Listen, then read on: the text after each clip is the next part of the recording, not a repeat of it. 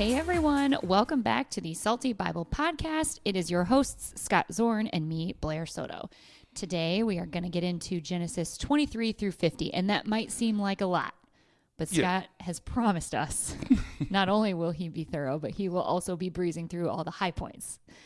Like we've said all along, we're flying 10,000, 20,000, 30,000 feet above the ground to try to give everybody a bird's eye view of Scripture. Right. So today's one of those days. We're going to cover a lot of ground. But think about it. This is our fourth podcast, and we're still in Genesis. Right. So we're going to finish up Genesis. There's a lot of books of the Bible to go to get down to the end of Revelation. So yeah. We're gonna do that. It's gonna be a fun one. It'll be fun. Funny thing that happened this last weekend at church. As we're leaving church, Blair and Ross were leaving church, and of course I always ask, where are you guys going to lunch? Because we always go. Because we always go somewhere. Yeah. And Carrie and I are in the empty nest phase of life. Oh yeah. Kids are 28, 26, 24 years old. We're like, life is great. No grandkids yet. We can do whatever we want, whenever we want.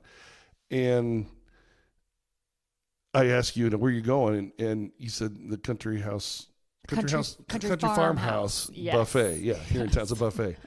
And I'm like, oh, you want the buffet? And I don't know how crazy I am about the place, but you guys really love it, especially for breakfast. Yes. It's like one of your favorite things. Okay. Yeah. Maybe I just don't go to breakfast enough. Breakfast is my preferred meal. I could eat breakfast for breakfast, lunch, and dinner. Okay. Accordingly. I love breakfast food. But you said something when I asked you go to the buffet.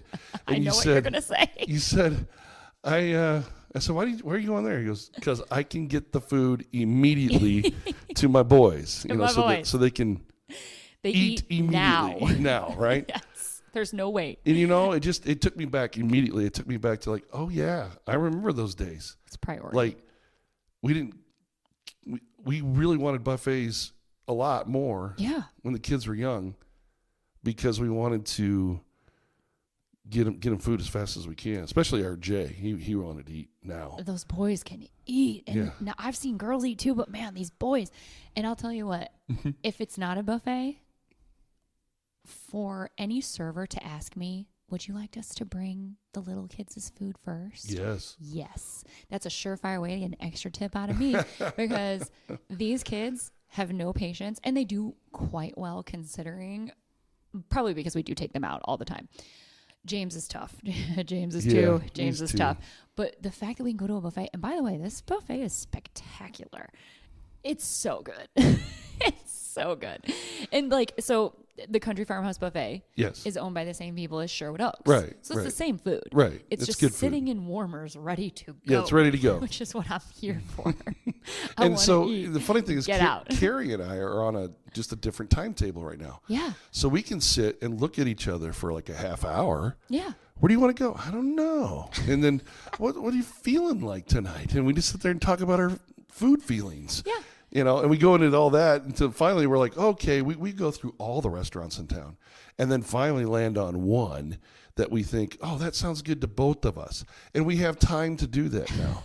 And I just thought that was really funny when you were telling me, why you're going to the buffet after church. And I was like, yeah, I remember those days, but man, I'm glad those days are over because now we can do whatever we want. You're also being very nice and not mentioning that the entire time I'm telling you this, James is losing his marbles. Yeah, that's true. He was screaming, trying to alligator let's just say roll out of my arms. Little James was a little irritated. Well, he didn't want to leave. He loves it here. Oh, is that why? Yeah. He was having fun and you took him away from the fun. I took him away. Mean mom. Okay. So yeah, it was a dine-in literally like as fast as humanly possible with consideration that nap time is coming and that these children will not tolerate a wait. and honestly, neither will I. Now, folks, when you're listening to this, you need to understand that Blair and I share the same affinity for being foodies. We like to talk about food. We like to talk about restaurants. We like to talk about places we go. Yeah. Anchor Bar, everything else. So we may just need to reel it in, but that was kind of fun. This is going to be like a subcategory of like Grundy County restaurant reviews. It's called Salty Bible Podcast. There's a reason. There's salt shakers in restaurants. Okay, yes, whatever. Exactly. Okay. Exactly. All right, so we're going to jump in here. Genesis 23 to 36. That's the first part of this today. The speed round. We call it the speed round. Got it. Lightning round. We're going to buzz through these parts. And I know like there's no part of Scripture you should just buzz through, but my goal is to get everybody the big picture. Yeah. In order to do that and to not make this a 50,000 episode season we'd be here on the story of forever. Scripture. I don't want to be here forever. We gotta Yeah. make up some ground here. So Genesis 23 to 36 spans this pivotal narrative part of Genesis where you learn about the patriarchs of Israel, the 12 tribes, the guys. It focuses on Abraham's family, his son Isaac, Isaac's son Jacob, and the establishment of God's covenant people, the people that he chooses. Okay. And so here's some concise overview, if you will. 3 generations is what we're covering in this chunk. Yes, Okay. we are. And when we get to the 4th, this is our big plan today, is get to Joseph. Okay. So Genesis 23, Abraham purchases this plot of ground in Hebron to bury Sarah. So his wife Sarah dies. Oh, sad. That's terrible. But in so doing, he secures a foothold in the promised land that God had promised him. So that's a key part of 23. In 24, Abraham's servant, guided by God, finds for his son Isaac a wife in Rebekah. And so good job, found a wife. Okay. The continuation of the covenant line is going to move forward. Okay. My son's going to have a wife. They're going to have babies. Here we Right. go, right? Okay. So, it was a miracle just to have Isaac at his old age. Now his son Isaac's going to have a child, and so we're going to keep moving forward. Okay. 25 and 26, Abraham dies. Aw.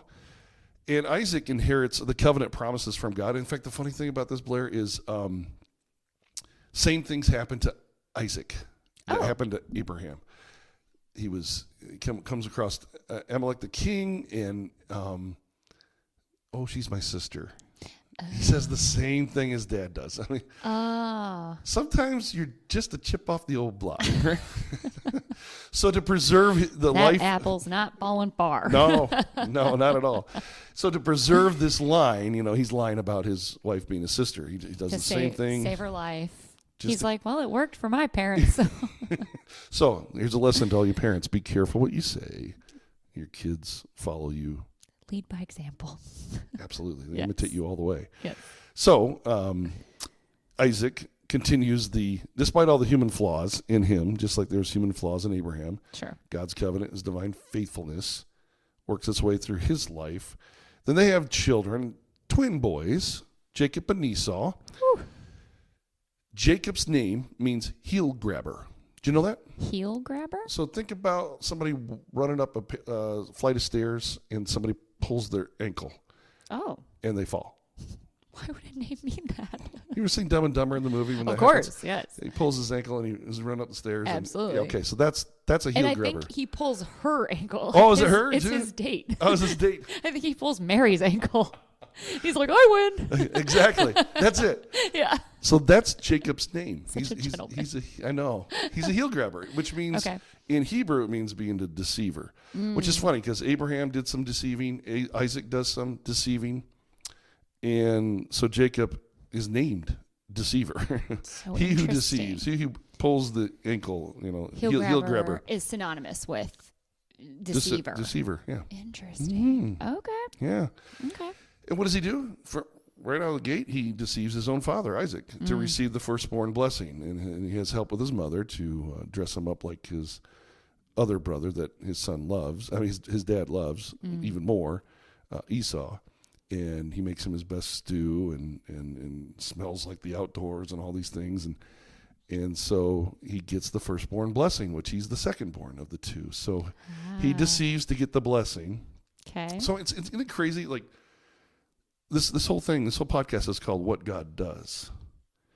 God can do in the midst of deception and going the wrong way or not trusting him completely. God can still do what needs to be done for the covenant to move forward, for the promise of the blessing to the nations to move forward, and he will do it. God appears to Jacob at this place called, he ends up calling it Bethel, the house of God. Okay. And I mentioned it in church this last Sunday, but he makes pillars there because he has this vision, a dream of angels and divine beings going up and down these stairs from heaven to earth. So he sees it as a place like a temple. And here we go, the temple language again, but he sees it as a temple area, and he sees it where God's there. And it's a very important passage of scripture there. in Genesis. So Jacob is given the promise, like his father Isaac before him, like his grandfather before him, of land, descendants, presence, God's blessing. Genesis 29-31, he marries Leah and Rachel. This is kind of funny. So he's in love with Rachel. Okay. And this is his family's line, Laban. He has 2 daughters, Leah and Rachel. Leah's the oldest. Jacob's in love with Rachel.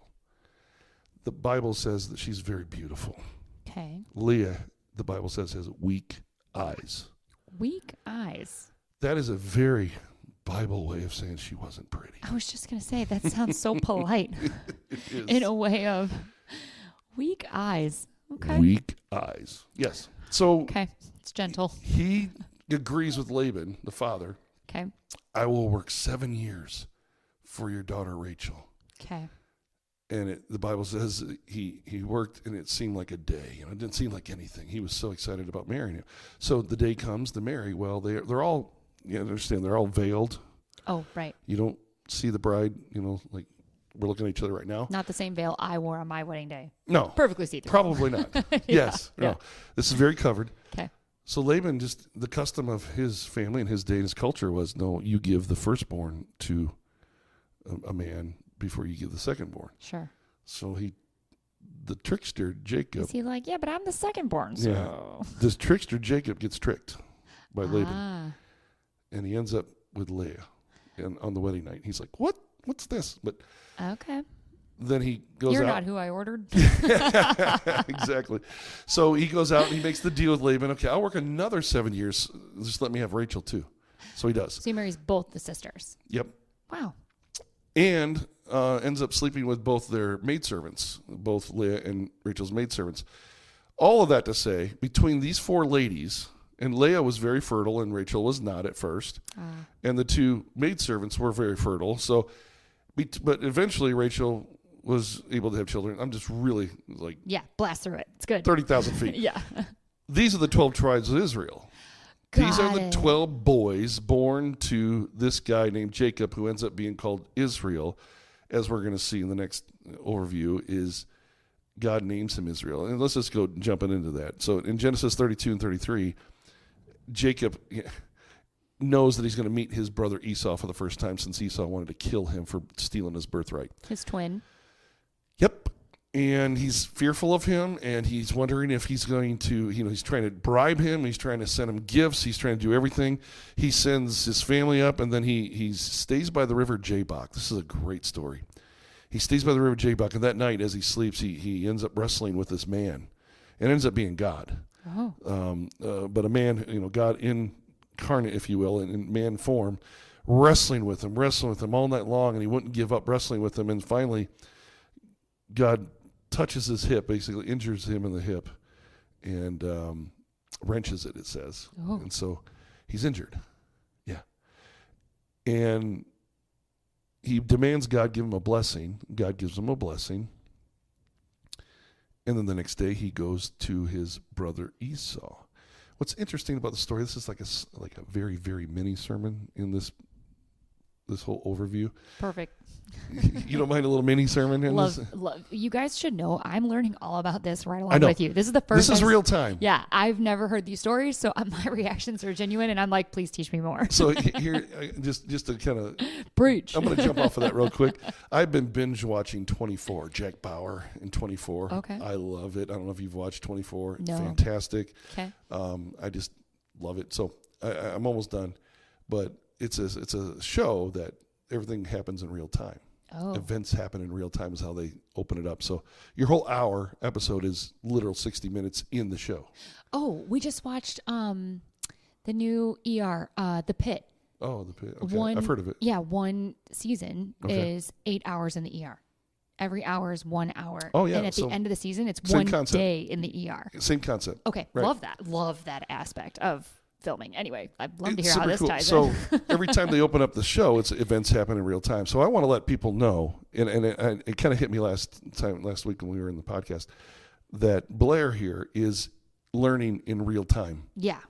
At the same time as co-hosting. Yes. So if you're listening and you're learning too, you're right there with her. I'm learning as well, but I'm also teaching. So Yeah. learning events are happening in real time. In real time. You're witnessing my genuine reactions to all of this. Exactly. In real time. Yep. She has no idea. Yeah, no.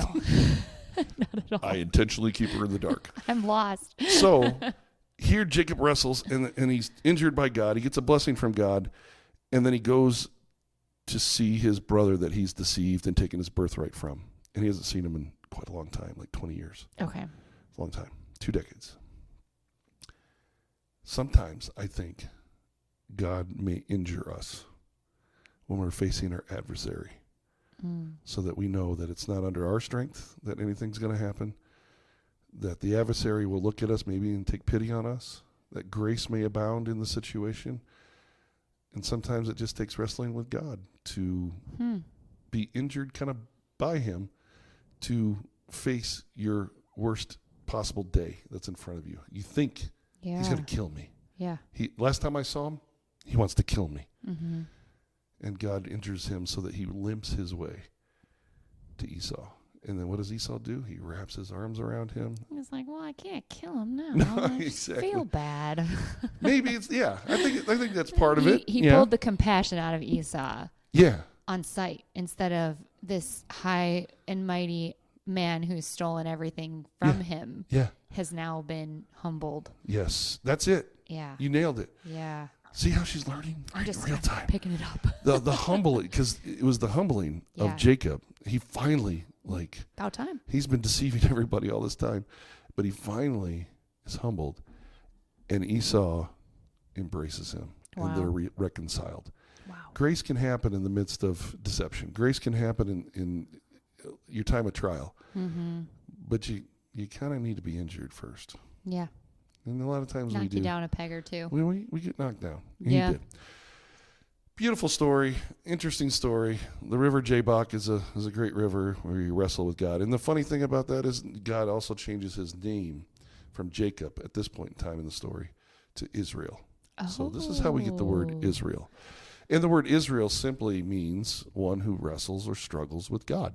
Interesting. So the nation of Israel is a name that means a nation of people who are always wrestling with God. Wow. Yeah. Isn't that cool? That's huge. And you're going to see that throughout the whole Old Testament. Wow. Israel struggles and wrestles with God constantly. He wants them to be obedient to the covenant, obedient to his commands, and they just have a hard time doing that. Yeah. From the get-go. That's crazy. So we changed it from the deceiver to the struggler. Yes. Yes. That's it. Okay. Exactly. Well, it's progress. And he's struggling. He's wrestling. And this wrestling match just goes. Wow. So that's a very important part. I didn't want to really gloss over that. Sure. Yeah, well, really because I would have said, where did Israel come from? Who's that guy? And you'd been like, it's Jacob. And I'm like, you got to back it up. And he's the father of these 12 boys. From 4 different women. From Great. Leah, Just Rachel. clarifying. I think it's Bilhah and Zilhah or something. They're maidservant names. Okay, yes. sure. And it's a different culture, so we're just going to let it lie there. Then in chapters 34, 35, 36, the narrative shifts to Jacob's family. There's an incident with Dinah. I'm just going to tell you. Go to Genesis 34, read it for yourself. It's a rated R movie. Just let it go. Got it. It's an incident. And then there's genealogies. Dinah would be, good question. That's the Israelites, if you will, the 12 boys. It's their sister. Oh, it's their sister. Okay. So wait, he had more than 12 children? Mm-hmm. He just had 12 boys. Mm-hmm. How many girls did he have? This is the only one we know of. We only know about Dinah. Okay, so far he's got a baker's dozen going. Sure. My dad is one of 13. Oh, good for him. I know. It's a lot. My poor grandma and grandpa. Can you imagine? That's a lot of kids. That's one woman. She had all of them. Good for her. Whew. She's an amazing Christian woman. Yeah. Miss her every day. Aww. But 13 kids, my goodness. Okay, so Dinah's the 13th. Dinah is raped by a man named Shechem, and then there's That's a whole revenge factor that the boys go after Shechem and his clan. Okay. And you can just read about it. It's about circumcision. It's nasty. Sounds like a doozy. I'm glad we're glossing over that one for now. Genesis 34. Just read it for. It's very graphic. Your own, yeah. Okay. So there's always conflict in this family. There's always obstacles to overcome. There's always deception to overcome. There's always rivalry to overcome. There's a lot of things going on. You just get the picture. This family is not as functional as we would think. Oh, Father Abraham and many A sons. holy family. Holy, awesome, Yes. God-created family. No, God chose them. Yeah.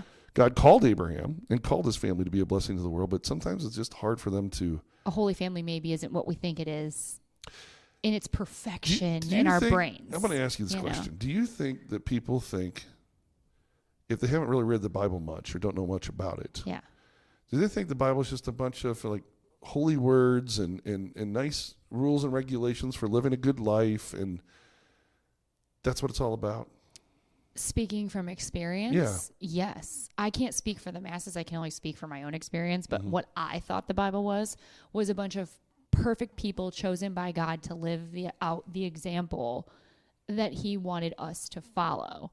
And then I knew there were some dark stories in there. Like we heard the Cain and Abel story, and I'm like, ooh, that's like a cautionary tale. Like if you don't follow me, this is what's going to happen, and that's not ideal. But I didn't know these families were as human as we are now, making mistakes and lying and deceiving and brothers taking up for their sister's revenge. Exactly. Like it's not an ancient story base. The theme is all relative. It's from we're still only in Genesis. I know. But there's a lot there. All the stories we've talked about, I can't speak for the masses, but I think I could safely assume for the masses that that's what most people who don't know the Bible think it is. They think it's these perfectly holy families, because that's what I thought it was. Like when you think of Abraham and you think of Jacob, and Jacob turning into what we now know is the 12 tribes of Israel, you would think chosen ones. Like Sure. they're perfect. Yeah. They're not. They're not. They're Oh, so no. not, but they still so important. Oh, just wait. We haven't even got into it yet. Woo, buckle up. But I guess I wanted to say that out loud because I know there'd be people that would be listening to this. There are people that listen to this and are going to say, yes, of course we know that. There's going to be other people listening to this podcast that are going to say, wait, I did not know that. Yeah. And in that I want to let you know the Bible's real. It's raw. Yeah. It doesn't hide away from the negative. It doesn't hide away from dysfunction. In fact, it draws it out. It kind of paints a very dysfunctional picture. Extremely. But how beautiful that God loves and gives grace in the dysfunction. And that's the whole thing about this is called What God Does. Yeah. I say this, I try to shorten that into just what God does, because you're going to see what God does in spite of X, Y, and Z. All You're going to see it, yeah. a ton of it. Ooh, a ton of it. And yet God does what God does. By the end of Genesis, big statement that'll be coming about what God does. And the Joseph story highlights it tremendously. So we're going to get to all that, but just give some theological highlights to where we've been so far up to chapter 36. God has given his covenant to Abraham, Isaac, and Jacob. He is faithful to it. He repeats it to them. Each of them receives it in different forms from God. God's providential. He orchestrates events. He finds Isaac a wife in Rebekah. He makes Jacob prosper, even though he's deceived and deceiving. He's still prosperous, fulfills his promises. He's sovereign over human plans, even though human plans fail. There's transformation and grace throughout all of this. And just like I said, Jacob's wrestling with God at the river Jabbok symbolizes that, transformation and grace, and renaming him Israel, giving him basically a new purpose here. Yeah. Signifying his grace for flawed individuals and his purpose for them. Then you have the land and legacy. Abraham purchases that land to bury his wife Sarah, and the genealogies that follow. So God's promise of land, blessing, and offspring is just it's coming, and God's faithful to it.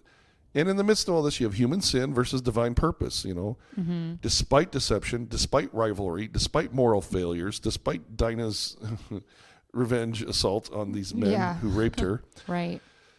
God's redemptive plan will advance, highlighting his ability to work even through brokenness. And I want people to hear that. Like, God works through our brokenness. When a lot of people say, oh, you don't want me in your church, the walls will cave in. I'm not worthy. I'll burst into flames upon the door. Exactly. Yeah. No. I don't get mad about when people say that.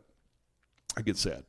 Yeah. Because I'm like, oh, no, you don't understand. God works through all of this. If only you knew. Yeah. So this all underscores God's unwavering commitment to his covenant promises, his transformational power, his sovereignty in establishing Israel as his chosen people. It's just amazing. Truly. And that... I think that's the God that most people don't know. Right. And that they assume they're not worthy of his love, because that's what we as humans do to each other. You've messed up. You're imperfect. You're not worthy of my love or patience. Right. But that's not how God is. No. At all. In fact, it's the opposite. He's like, let me love you through this. Let me help you through this. I can fix this. Yeah. Just He's trying. come to me. You have to come to me. I was just reading a book right now from N.T. Wright on the challenge of the Book of Acts, which is going to be fabulous. He said he really talks about it like this. A lot of Christianity talks about us dying and going to heaven. Like we gotta, our goal and aim is that we're moving toward God in heaven. Yeah. But the Bible is the opposite. Always, God is always waiting and working to come to us. Trying to live Heaven, with us. heaven coming to earth. Revelation 21:22. I saw new heavens and new earth, and the holy city of Jerusalem coming down out of heaven to the earth. And so the direction is always God to us, not necessarily us to God. Sure. Does he want us to pursue him? Of course. I think a lot of people feel that they're not worthy of it, which is why they're so hesitant to accept that love. And so what they need to know then is that God is pursuing them, whether they know it or not. Yeah. No matter what they've done. No matter what, they know it or not. Yeah. So despite all this dysfunction that we saw in chapters 23 to 36, we're going to get to the real finale of Genesis, which is so good. I imagine. I mean, in prepping for this, I kind of told Blair, I said, this is a story within a story. And when you see it, and maybe I'm hoping that everybody that listens to this part in particular, I hope your mind's blown a little bit, because mine was when I first learned this. Yeah. I hope that it's something you've never seen before, and I hope that it just inspires you, because this is what God does. So we're going to go back a little bit in Genesis. Sibling rivalry. Plenty of that already in the story. You have Cain and Abel. Yeah. Bad. First murder. Yep. Isaac and Ishmael, Abraham's two sons and his blessing son Isaac, and then his handmaiden son Ishmael.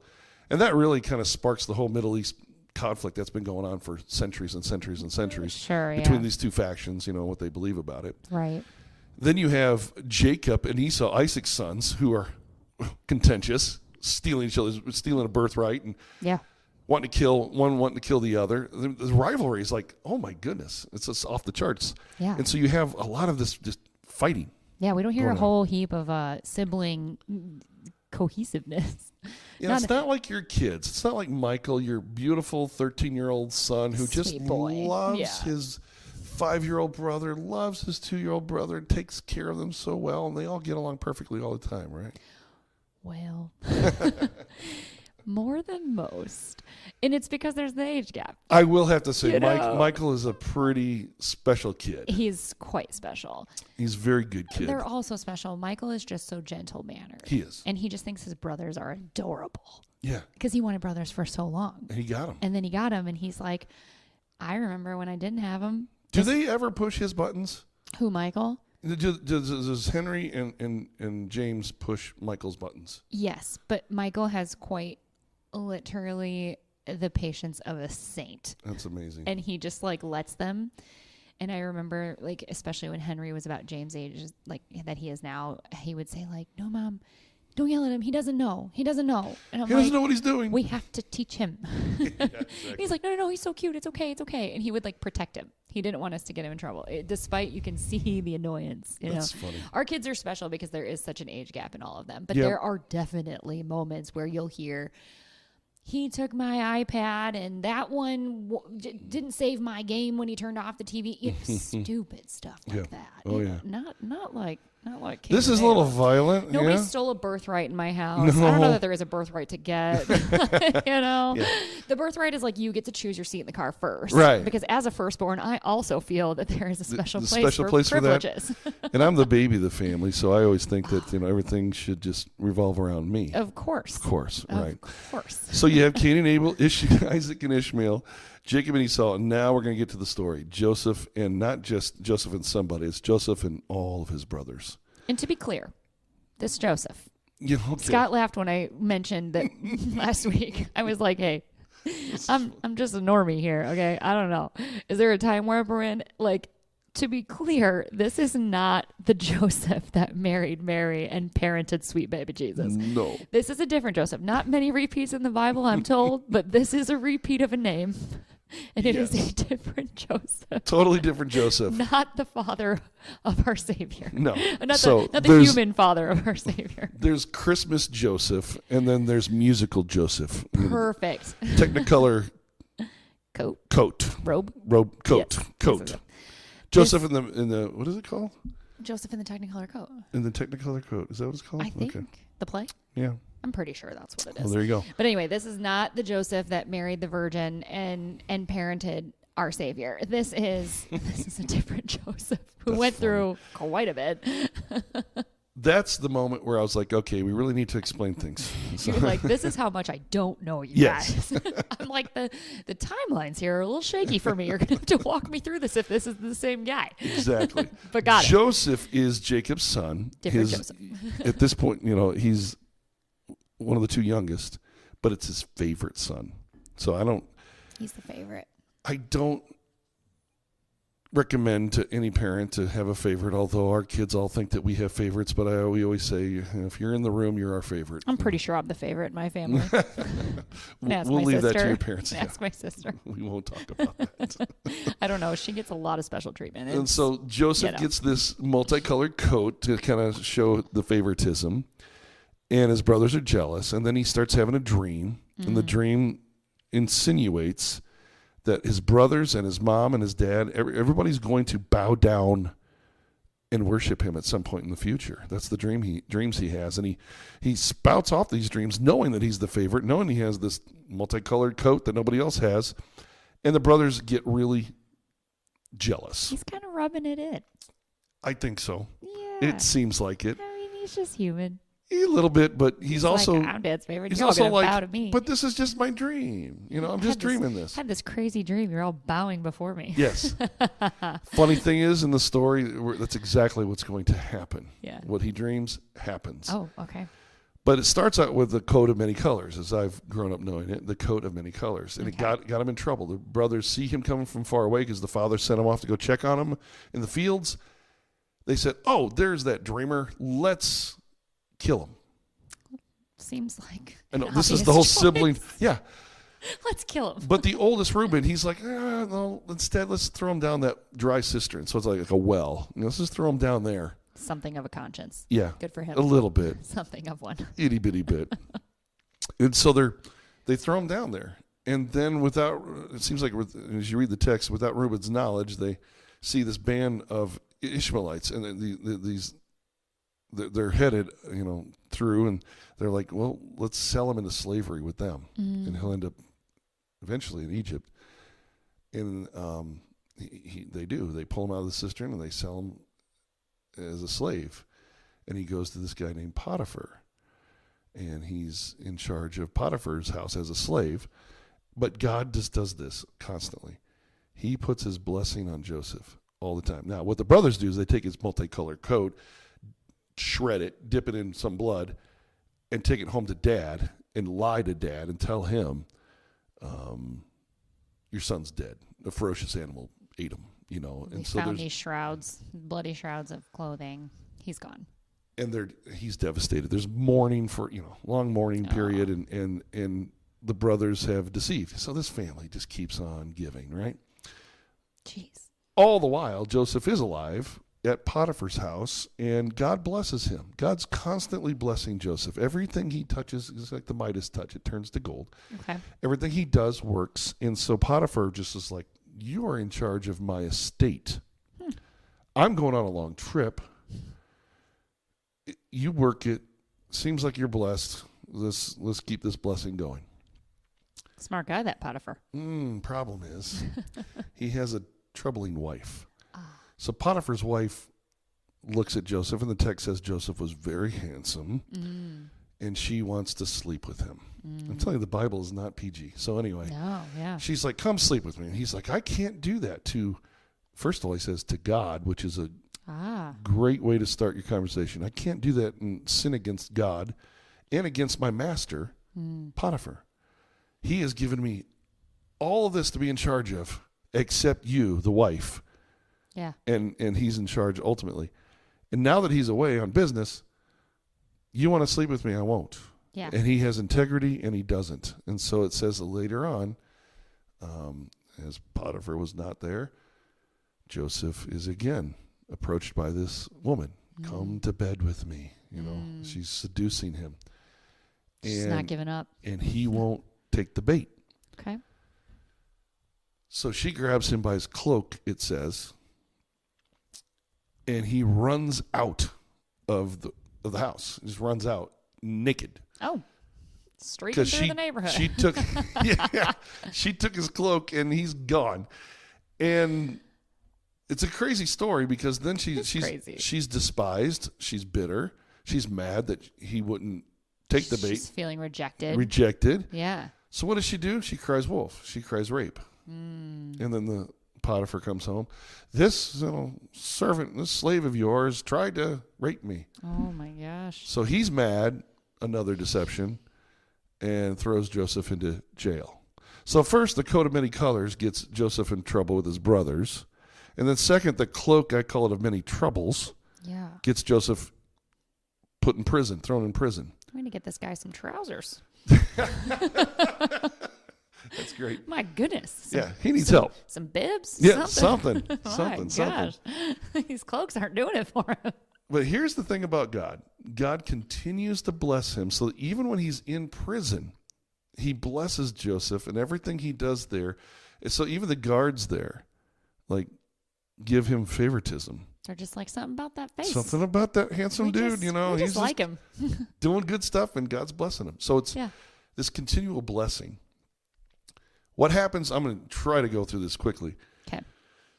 Two of the officials of Pharaoh, we're in Egypt now, so two of the officials of Pharaoh, the cupbearer and the baker, offended. And the text says they offended Pharaoh, so he puts them in prison. And it ties the story up because it's like the same prison that Joseph was in. Okay. And these two have dreams, two separate dreams that are similar. And Joseph, being the dreamer and understanding dreams, interprets their dreams. And he says, well, the cupbaker, you're going to be restored to your position, but the baker, your head's going to be lopped off, basically. Oh. You're going to die. Bad news for the baker. Bad news for the baker, good news for cupbearer. And the dreams happen exactly as said. And then he tells the cupbearer, hey, remember me. Yes. When you go to Pharaoh, because I could be useful. And I helped you get out of here. Yeah.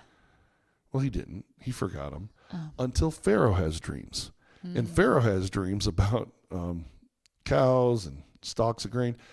Basically, the dreams, as interpreted by Joseph eventually, are about 7 years of abundance coming to Egypt and the world and 7 years of famine.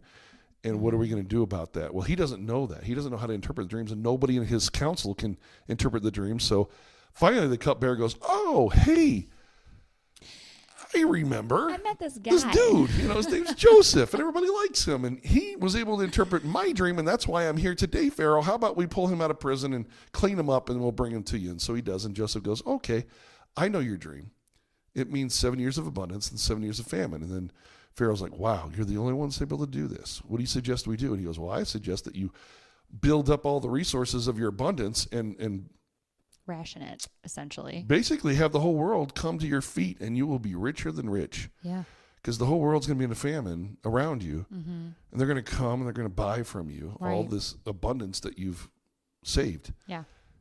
And then Pharaoh's like, well, we need somebody in charge of that project. How about you, Joseph? Yeah, want to do it? And he does. He's like, you're going to be in charge of everything. The only thing you're not in charge of is me. So he's second in command. Whoa. And he gives him a robe, a signet ring. We couldn't give him some pants. No, I know. Hopefully this is the I'm final. sure he had pants on too. I'm just going to guess. I really hope so. Yeah, I think know. so. I'm sure it was hot. So he gets a robe. And it's just so funny how Joseph goes through the stories with all these cloaks and robes and coats. Coat of many colors, troubled. Cloak of many troubles that, Potiphar's wife held on to. But now he finally gets what I call the robe of redemption. He's redeemed. Oh, okay. Got it. And he's the most powerful man in the world, second to Pharaoh. But it's for a purpose. And we'll get to that purpose in a minute. We'll get there. I'm gonna back up. Okay. Love it. Circle the loop. Okay. How about the story within a story? Okay. Okay. What's very interesting, and I'm going to try to do my best at being technically savvy. Okay. You know, using all kinds of apps and everything at the same time and talking at the same time. I've got faith in you. You do? I think you can walk and chew gum at the same time. You're doing great. I don't like chewing gum. Not my favorite No, thing to me do. either. It hurts my jaws. Same.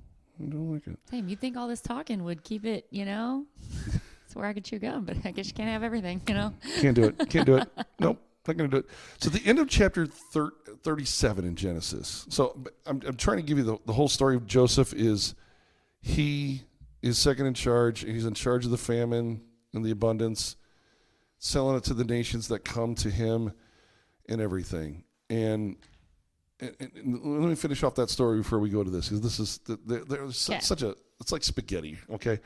This is fun, but because of the famine, his brothers and his father are part of that famine. They have to go down to Egypt because they learn that there's food there when the famine kicks in, or the family will starve, or we're gonna die. Yeah.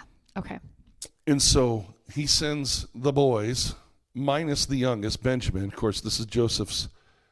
Rachel had 2 kids, and the 2 were Joseph and Benjamin, and she dies at the birth of Benjamin. So, sad. Terrible. And that kind of ties into a Christmas story, but that's a whole nother thing. Oh, man. So anyway, it happened at Bethlehem. Anyway. Taking notes. So, and you heard me do it last year, but so he sends the boys down to get the food, and guess what?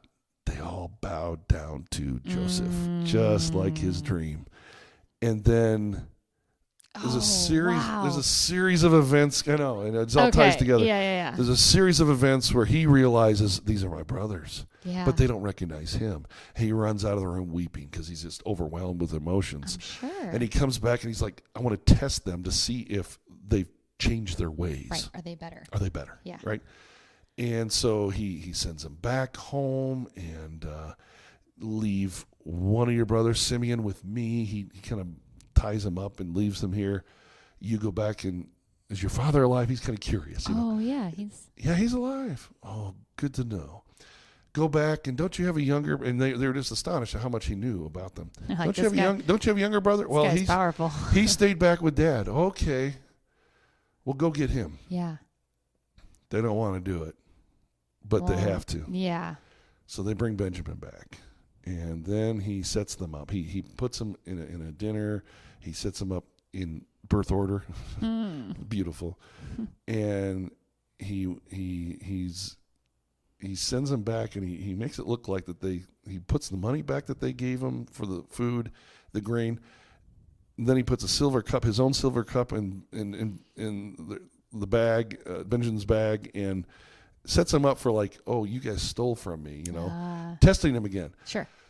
All the while, they're just like, oh, we can't, we can't go back to our father without Benjamin. He's like, well, Benjamin's going to stay with me. And finally, I'm really botching the story up big time. But anyway, I'm trying to just say there's a lot of testing going on. They pass the test. He finally invites them into a dinner, and he can't stand it anymore. And he just burst out. He's like, I am your brother Joseph. Oh. And there's this weeping and just bawling going on, and this incredible reunion of these brothers with Joseph. And God has, used this to save, the covenant blessing, right? Right. So Abraham has obstacles, Isaac has obstacles, Jacob had obstacles, and now Joseph is trying to save the family. Right. So the family can live on. Which is kind of crazy to think about, because had the family not tried to quite literally kill him, they all could have died. Mm-hmm. When you think about, I mean, it's a sick approach to saving the world, but at the same time, like, had the brothers not fed into their jealousy, had the brothers not, and this is not in any way promoting doing something terrible to get something better in the end, but like, that's how God works. He took something so terrible, what God does exactly, and then used this terrible thing to like bless Joseph and say, I know you've been through a lot, but I what I want out of you is I'm going to use you as the key chess piece to save this world. Yes. It's coming. there's 7 years of famine coming. But not just And this only world. you. Not just this world. It was to save this family. This family in particular. Because this family is going to lead us to Jesus. Right. Like we have to and it's in the line of bloodline. It's funny though, it's in the line of Judah that we get to Jesus. Judah, one of the older brothers. Okay. What's interesting is when he wants to keep Benjamin, when he's testing them with the money and the silver cup and everything. I just read this again. It just hit me. Judah's the one that stands up among the brothers, and he's like, take me instead of Benjamin. Wow, he's ready to sacrifice, to his knowing, sacrifice himself to save Benjamin, and that's maybe a precursor. Yeah, right. Of who Jesus, the line of Jesus. The behavior is familiar. Yeah, and Judah gets a blessing from Jacob when he on Jacob's deathbed that the scepter will not leave your hand. You will be the ruler of your brothers. You'll be the ruler of everything, and that's Jesus. Eventually he's going to be the ruler of all the nations. But it's just interesting that Judah puts himself in like Benjamin's place as a sacrifice. Like put me there instead of you. I'm willing. So it's like Jesus going to the cross for us. It's willing. It's just amazing how it really is. Holy cow. Scripture ties up in a lot of ways. I didn't want to miss that point because that really stood out to me. But for sure. Here's he saved many lives. In Genesis 50, Joseph tells his brothers, you intended to harm me, but God intended it for good to accomplish what is now being done, the saving of many lives. Mm-hmm. So he understands, okay, God used your disobedience, your cruelty toward me, but used it to save you. Yeah. In his grace to save you so that our line of covenant can continue and the blessing can continue so that eventually we're going to get to Jesus. But that is preserved through all this junk. This mess. This mess that we have to get through, right? Yeah. So that's Genesis 50 at the end, which is really cool. We'll get back to Genesis 50 in a minute. Okay. Here's the crazy part. Wow. At the end of chapter 37, it says this. Meanwhile, the Midianites sold Joseph in Egypt to Potiphar. So the Midianites took him to Potiphar, one of Pharaoh's officials, the captain of the guard. Okay. Simple statement at the end of chapter 37. Skip chapter 38. Okay. And you go, let me scroll up here to chapter 39. And it says, now Joseph had been taken down to Egypt. Potiphar, an Egyptian who was one of the Pharaoh's officials, the captain of the guard, bought him from the Ishmaelites who had taken him there. Same statement, basically. I was just going to say, that sounds familiar. Yeah. What in the world's going on in chapter 38 that interrupts the whole Joseph narrative? Right. That's what's interesting about this part of Genesis. Okay. And 38 is simply the story of Judah. Okay. The bloodline of Jesus. Mm-hmm. Thank you. Okay. In his interactions with his own sons and his daughter-in-law, Tamar. Okay. He has 3 sons.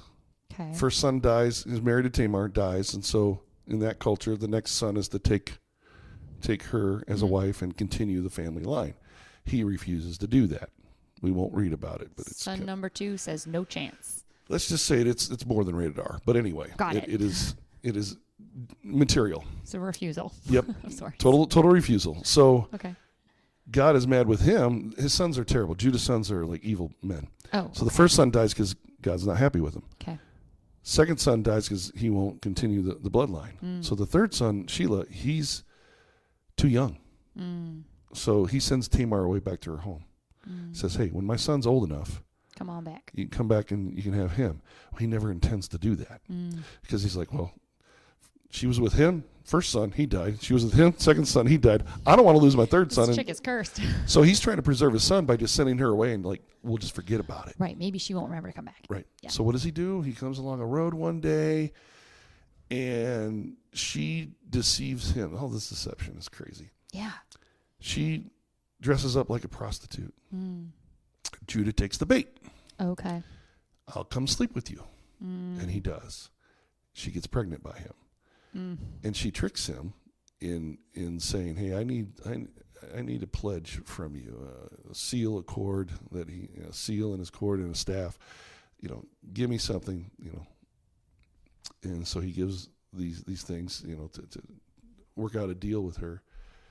Later on, word gets back to Judah. Hey, your daughter-in-law Tamar is pregnant. And whose baby's that? exactly. It's like was it Jerry show? Springer? Jerry Springer. Jerry. Yeah, Judah. Oh, wow. We're a little delirious today, Yeah, that's guys. a little fun though. So you have that going on, and Judah doesn't realize that the punishment for her having, getting pregnant out of wedlock like this was death. So he says she needs to be stoned to death. He doesn't know that it's his baby yet. No. So when he comes to stone her, she goes, he asked about, where's that shrine prostitute that was along the road? And everybody in the town's going, we don't have one like that here. What are you talking about? Yeah, we don't know what you're talking about. And so when she comes out, and she's pregnant and he wants to have her stoned, she's like, how about these things that he gave her? The cord, the seal, the staff. Who do these belong to? She's playing the long game. Yes. These belong to the Father. And so he's like, she's more righteous than I am. Yeah. And he would never sleep with her again. He refused to. But he took care of her. And he's like, I'm being punished because I withheld my son Sheila from her, and I shouldn't have. And that's the story of chapter 38. And she gives birth, and she gives birth to twins. And at the end, their names are Perez and Zerah. Okay. And then we go back to Potiphar and Joseph. We're just breezing past it. Like It doesn't fit in, or why is it there? It's just there. Okay. It just sits there. This is why the Bible's confusing. I know. And it just sits there, and you're just thinking, what is that all about? And then you get the rest of the story of Joseph, and how he rescues his family from famine, and God intended it for good. You intended it for evil. We're all good here. End of story. We go on to Exodus, right? So what is chapter 38 all about? I think it's the most important of all Genesis. Okay. Here's why. Perez is one of the sons born between Judah and Tamar. And we go back. Judah is the bloodline of Jesus. Yes. So he needs to be preserved. Well, he's being preserved by his brother Joseph, whether he realizes it or not, until he's revealed. Right. So Judah's being revealed. His preservation's being revealed in the end of book of Genesis. But tucked away in here is this distorted, disgusting doesn't know he's sleeping with his daughter-in-law who acts like a prostitute. She gets pregnant. He wants to kill her. That ain't going to happen because she's holding his babies. And he gets told all this. And then Zerah and Perez come out. And then on with the story. Why is this important? We go to the book of Ruth. I can't tell you all about the book of Ruth, but Ruth and Boaz get married at the end of their story. That's a whole nother podcast. Okay. She became his wife when he made love to her. The Lord enabled her to conceive, and she gave birth to a son. And the women said to her mother-in-law, Naomi, praise be to God who has not left you without a guardian redeemer. May he become famous throughout Israel. So they're just so happy that she's having a baby, and Naomi's been redeemed. He will renew your life and sustain you in your old age. For your daughter-in-law who loves you, that is Ruth, and who is better to you than 7 sons, has given him birth. And Naomi took the child in her arms, cared for him. And the women that living there said, Naomi has a son, even though it's Ruth's son. It's like her grandson. Okay. And they named him Obed. And Obed, he was the father of Jesse, and Jesse was the father of David. Now, you have to understand that line is King David. Okay. Like the big king of Israel, the David Goliath. And yes. In the line of Jesus. Yeah.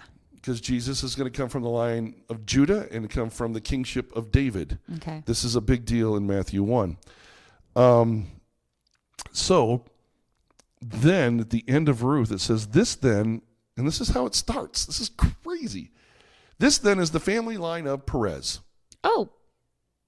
This is the second time you read his name in the Bible, is in Ruth. In line with Jesse, David. Okay, Obed, Jesse, David line. Ruth, Boaz, Obed, Jesse, David. And they go back. This is the line of Perez. Perez, the father of Hezron, and all the way down to Obed, Jesse. So Perez is way up there. Several great-grandfathers away from Obed, Jesse, and David. But that's how they start the genealogy at the end of Ruth. So had Judah not slept with a fake prostitute / daughter-in-law, and had she not had twins, or at least Perez, Yep. we wouldn't have Jesus. Correct. Whoa. That's a lot. So now put it all together. I'm trying. I'm going to try to put it all together for you here. I'm trying. I know. I'm sorry. This is a lot. Whoa, okay. Go ahead. I don't even know how to form the questions I need to ask because my brain is trying to create the lineage, like in a visual in my brain of like, okay, Judah tries to kill his brother, and then doesn't. Right. Brother saves them. Yep. Judah tries to sacrifice himself to save Benjamin, Mm-hmm. and then Joseph says, hey, he's a good guy. I'm going to save all of them, and they're fine, and they can come live in this palace with me or whatever it is he chooses to do. Goshen, yes. And then Judah has 3 sons, 2 of which die. Mm-hmm. Third is too little to bear children or even marry this crazy lady. Mm-hmm. And then she is like, I'm going to sleep with that man. For what, though? Revenge? For not letting her marry the baby? Yep. Like, that's crazy. Yeah. That's crazy. I know. But this is the line of Jesus. This is the line of Jesus. And so what you have now is like our Christmas story, Matthew chapter 1, genealogy of Jesus the Messiah, the son of David, the son of Abraham, father of Isaac, father of Jacob, father of Judah and his brothers. It's funny. He's the father of Judah and his brothers, even though Judah is like the third in line. Sure. And it says Judah, the father of Perez and Zerah. This is the only third time they're mentioned in the Bible. They're only mentioned 3 times. That's it. Genesis, Ruth, and Matthew, whose mother was Tamar. So we're going to mention the mother. Oh, is that how many times is she mentioned? Just that time? 38 in here. Mm-hmm. And all the way down. They give the whole Obed, Jesse, David. Wow. So the whole genealogy of Jesus in Matthew 1 that we celebrate Christmas over has this Perez line going. So let's back up. Wow. And let's wrap this thing up in a nice bow. Okay. You have God working through dysfunctional Isaac, dysfunctional Rebecca, dysfunctional Jacob, and deceiver Jacob. But he has all these sons that become the Israelites, and his name is changed to Israel. Mm-hmm. And Joseph, being one of his favorite son, is misused, abused, unfair, unjust, and everything's bad happening to him. God still blesses him. He rises to the second in power of all the world, only to save his whole family, who comes down to Egypt in Goshen to live, because he's going to take care of his family. And in the midst of all that, Judah goes off and has this sordid story with Tamar. Yeah. They have babies. One of them's Perez. And in the midst of all that, Perez is going to end up being the father of David, great-great-grandfather of David, down the line, who's going to be the great-great-grandfather of Jesus. And the reason why they tell the story in Genesis 38 is to let us know that God uses the story of Joseph to protect Judah. Yeah. So that Jesus will come to this earth to do what he is supposed to do. Yeah. And even though the story of Joseph in and of itself is just a wonderful story of redemption, a wonderful story of protection, a wonderful story of God's sovereignty over all things, it's also his incredible protection over his messianic line, Judah. Yeah. So Judah is tucked away in this story just to let us know that line has started. And God is even going to use his brother in Joseph, to save him in particular, as well as his whole family. Yeah. And at the end it says, you intended to do me harm, but God intended it for good. Why is Joseph saying this to his brothers at the end of Genesis 50? Because Jacob has finally died. Dad has died. Israel has died. We got to take him back up to his homeland to bury him. But now all the brothers are kind of worried. Now that Dad's gone, is he going to come for revenge? Joseph's going to come after us. Yeah. His response is, no, I'm not. Yeah. You intended to harm me. God intended it for good, to accomplish what is now being done, the saving of many lives. Wow. So, that's fully loaded. I know. The saving of many lives. Like, you don't even know. Yeah. All the way to Jesus, it's going to be the whole world. All the way to us, yeah. But in particular, just that particular world around Egypt. What's so cool is that I underline the word here, good. In the beginning, God creates the heavens and the earth, and it was good. Creates woman, it is very good. Yeah. Good, good, good, good, good. A lot of goods in chapter 1. As we noticed, chapter 3 through 11. Not so good. Bad. Bad. Lots of evil Real on bad. a supernatural level and on a human level. Sure, yeah. Lots of bad. And then Abraham comes on the scene to be the blessing. Isaac, Jacob, Joseph.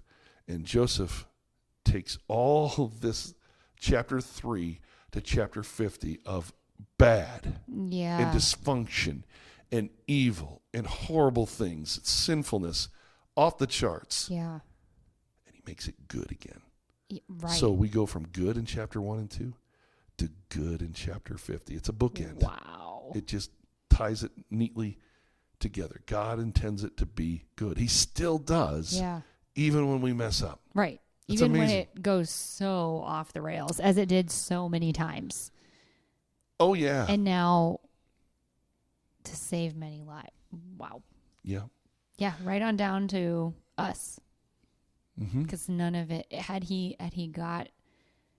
let the better, had he let his anger and resentment, which I'm sure he had toward his brothers, get the better of him, we wouldn't be here. No.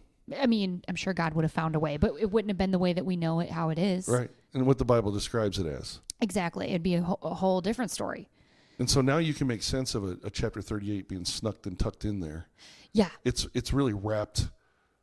Joseph's story wraps around Judah. Yeah.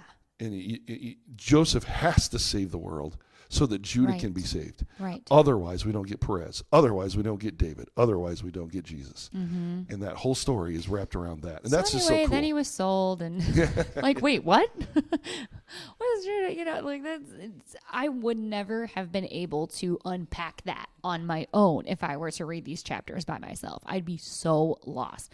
And I think when you and I were talking sidebar a couple weeks ago, you're like, well, this is an ancient document, like you're not meant to really totally understand it. It's hard. It is hard. And so unpacking it this way paints the intention of the beautiful full story picture, the full circle picture that we've now come around to the beginning and end of Genesis, because it really is like crazy, the foundation of how this world as we know it now was built. Yep. And now the bloodline has been protected. It could have been done so many times. Yep. It could have stopped when Judah's first son died. Could have stopped when Judah's second son died. Judah didn't have to say yes to the prostitute, and he was going to try to hide his third son from this chick anyway. Right. Exactly. So Yep. it shouldn't have happened so many times, and yet it's just twins.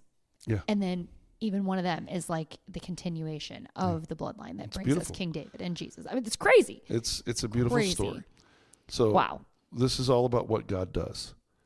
What God does is he takes us from good to good. Yeah. And in the middle, there's a lot of bad. A lot of bad. But grace. But grace is Hope. filled and hope all through the bad to get us from good to good. That's the book of Genesis. Now, that's going to launch us to the rest of the scripture. We're going to go a lot faster after this episode. But to get this foundation is so crucial to understand what God's up to. He's got a family called the Israelites, these 12 tribes. They're supposed to bless the world and bring blessing back to that world that got scattered at Babel.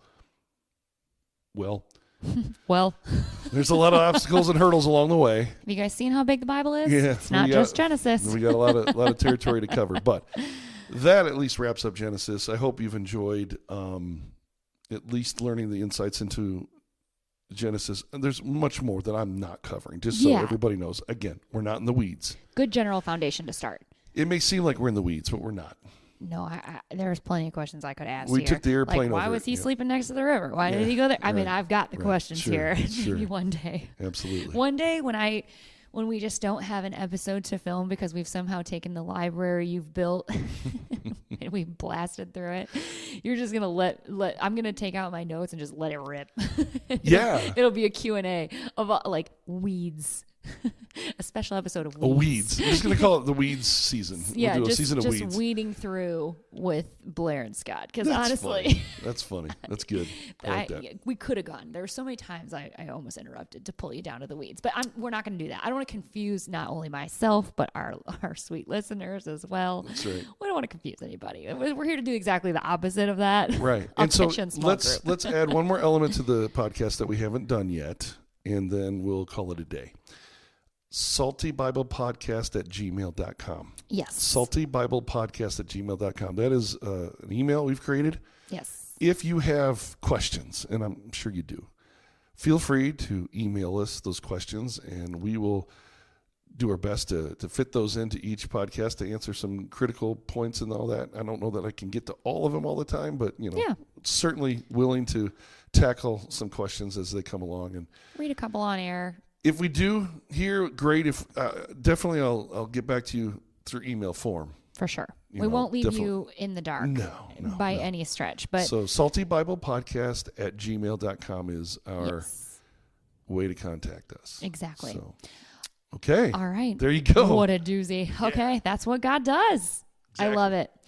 I love it. Well, I hope you guys are enjoying it. I hope these last 4 episodes have made Genesis a little bit more understandable for you, because it sure has for me. Yay. Did my job. I'm excited to where we're headed next. What is next? Where are we Exodus. headed? We're headed so to Exodus. The story of Moses. Okay. Out of the water Cool. comes Moses, and so that'll be our next one. Awesome. All right. Well, we will see you guys next time on the Salty Bible Podcast.